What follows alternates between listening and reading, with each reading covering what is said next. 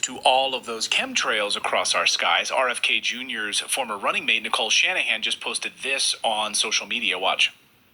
I was taking the weekend off the internet. I've been surfing this morning and was watching the planes flying overhead, and then I couldn't take it anymore. But that is not a contrail.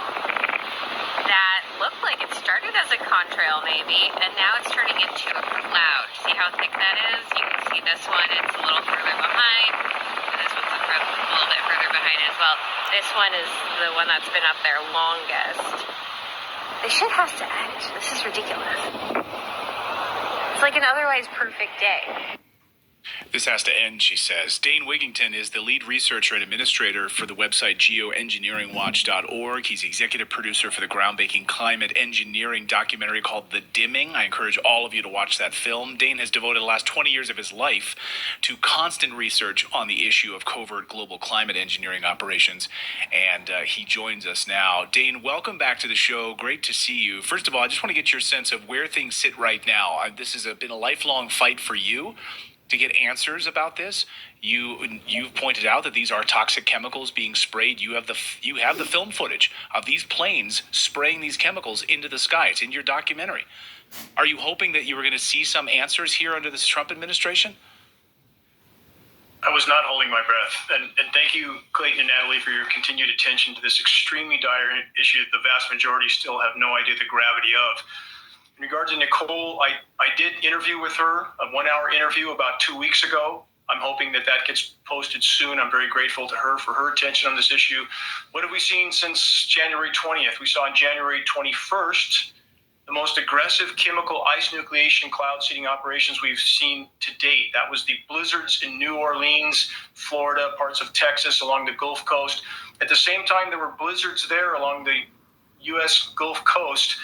We had above freezing temperatures and rain in Alaska, Greenland, Iceland, Siberia, Moscow. Nobody reports on that. So these events, again, blizzards on the Gulf Coast with moisture from the record-warm Gulf of Mexico, this is not nature. It's chemical ice nucleation, cloud seeding.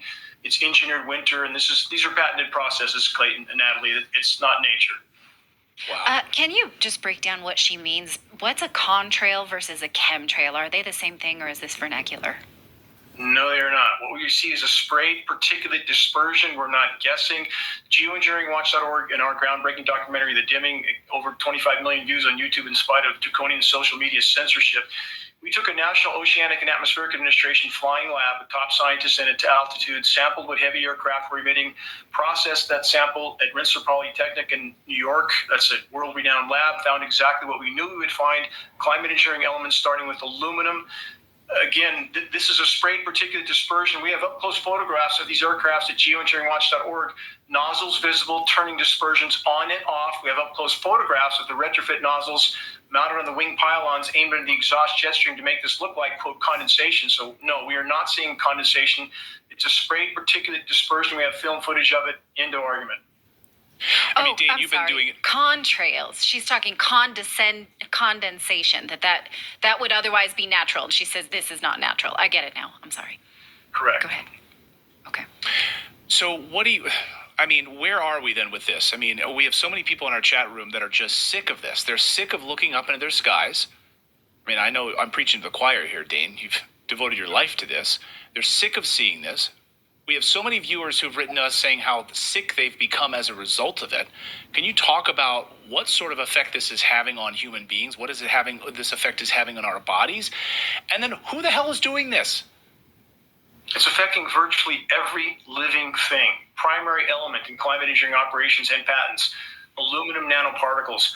Bioavailable aluminum is toxic to all life forms, period, no exceptions. We are all sucking this stuff in with every breath we take. Clayton and Natalie, do you remember all the reports of and it's ongoing, in fact, the fog and people getting sick in the fog? You guys probably saw that, yes. right? Yes. Yeah. In Pennsylvania, during the atomic bomb, or even further? Or you're talking about recently? Oh, this is right now. This is in recent months. I mean, we have extraordinary amounts of fog blanketing 10, 12 states at a time. Again, this is a result of chemical ice nucleation operations as well, because when you're creating a cold, dense, chemically induced layer of air at the surface, you're going to expand any kind of fog layer that's there, and that's exactly what's happening. It isn't just fog in this fog, and people are getting sick, and that's not their imagination.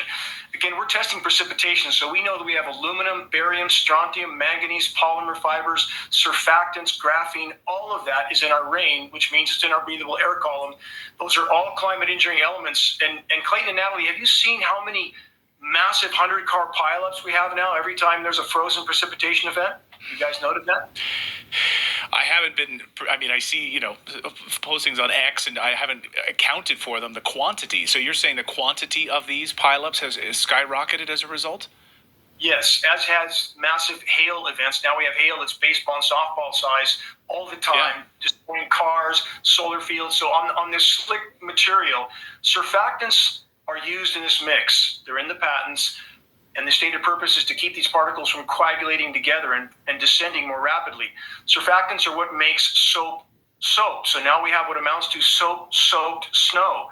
It's unimaginably slick, and anybody who's grown up in snow knows the difference in composition in this super slick, what amounts to soap-soaked snow. So again, they're not only making the frozen precipitation, all precipitation, toxic, but now there's many other dangers that come with that. And there's so much contamination in the rain.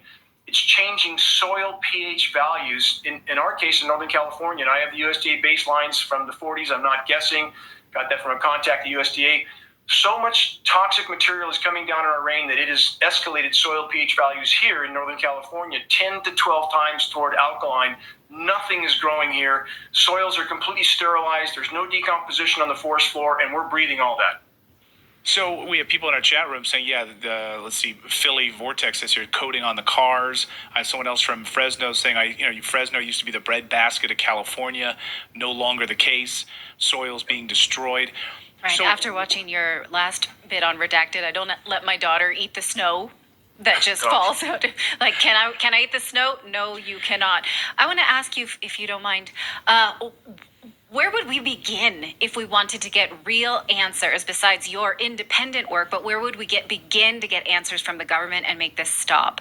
Or is it because it's too many tentacles? The only way this stops is when we reach the pitchforks and torches moment, the proverbial pitchforks and torches moment, when people realize they are literally fighting for their lives right here, right now. If we have soils that don't grow food, and we have our own personal health that's deteriorating by the day, we're not going to be fighting anything for much longer. Bottom line, this will take everybody sharing credible data from a credible source. Geoinzenjering Watch strives to be that source. We don't say it if we can't back it up. And the bottom line, people ask why. Again, they ask why over and over. Why would they do this to themselves? Natalie and Clayton, you've heard that question asked probably, right? Why would they do this to themselves? Yeah. Right. So on that most important question, we need to consider what, quote, they have done to themselves already. Detonation of 2,400 plus nuclear bombs, which contaminated everything on planet Earth, including and they ultimately is those who print the money. That's who's running the whole show. Political strikes are not something that can stop this. I don't care what side of the fence it's on. It's only ramping up again. In the January 21st New Orleans blizzard was evident of that. They're not going to stop these programs. And we have nuclear everything, Fukushima, triple nuclear meltdown, no technology to fix it, no end in sight. That will be an ELE extinction level event. If we can't figure out a way to stop that, we have 442 more nuke plants still online. We have 60 more being built. The proverbial those who print the money are power addicts. It's like a cancer. Does a cancer intend to kill its host? No. A cancer intends to proliferate unchecked until the host dies. And the stated purpose for these programs, so your listeners know, Natalie and Clayton, is solar radiation management, stratospheric aerosol injection, cloud albedo enhancement. It's important to use the science terms when introducing this issue. The chemtrails term, if people Google that, go straight to conspiracy theory and hoax. That doesn't help our cause. Stick to solid facts. But even though they state this as some sort of benevolent way of cooling the planet, it's doing exactly the opposite. It's destroying the planet's remaining life support systems and contaminating everything in the process. And we know it's being used as a weapon because we see systematic targeting of agricultural regions. Flash freeze, flash drought, flash flood. There's no question this is being used as a covert weapon of the controllers. Wow, so many people in the chat are just saying, "Yeah, who is doing it?" And I think you answered a big piece of this: the manipulation to darken the earth, basically here. But yeah, who would be behind this? I mean, I heard Julian Assange say something a couple of years ago, and it stays with me, Dane. And I think as we look at the FBI and the CIA right now, and who's doing this, the only way we get a change is to, as you say, pitchforks, overthrow these people, take it over. And you would think now we have these people in Washington, D.C., we have President Trump there, we have these other groups there, we have these other individuals who are ready to throw it out. Do you think there's an appetite for them to do it, to really look this in the face?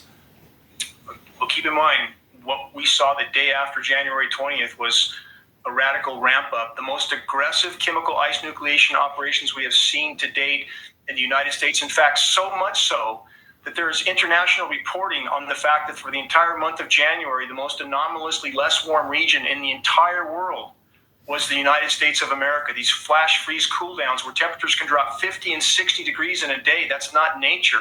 That's a chemical cool down.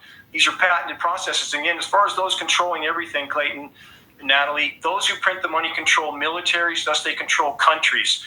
And that's the bottom line. The last person to actually draw a line in the sand was John F. Kennedy. He didn't live long after that. So again, I think it's important we understand that we are the ones we've been waiting for. Us, all of us. All of us are needed in this battle. All of us are spokes in this wheel and needed and necessary to make it roll.